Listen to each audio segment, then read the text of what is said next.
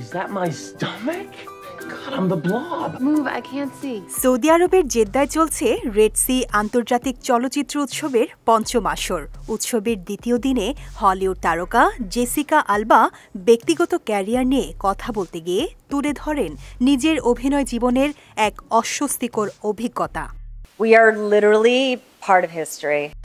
Alva জানান ২০০৫ সালে team story পরিচালিত মার্ভেল ছবি ফ্যান্টাস্টিক ফোরে সু স্টর্ম চরিত্রে অভিনয়ের সময় একটি দৃশ্য তাকে ভীষণ বিব্রত করেছিল।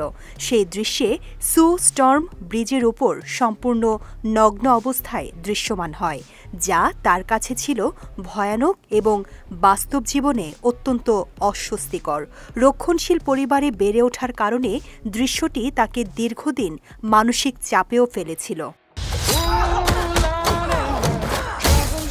তবু চরিত্রটি আলবার কাছে বিশেষ। তার মতে সু স্টর্ম ছিল মাসুলভ, দয়ালু, কিন্তু একই সঙ্গে দৃঢ় এবং নৈতিক মূল্যবোধে শক্তিশালী, যা সে সময়ের নারী সুপারহিরোদের প্রচলিত ধারণাকে বদলে দিয়েছিল।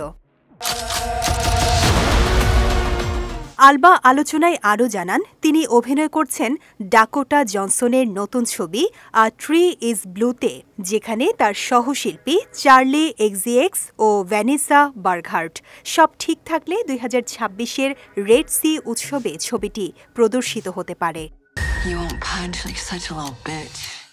সম্প্রতি আলবা নিজের প্রযোজনা সংস্থা লেডি মেটাল মার্ক এন্টারটেইনমেন্ট চালু করেছেন।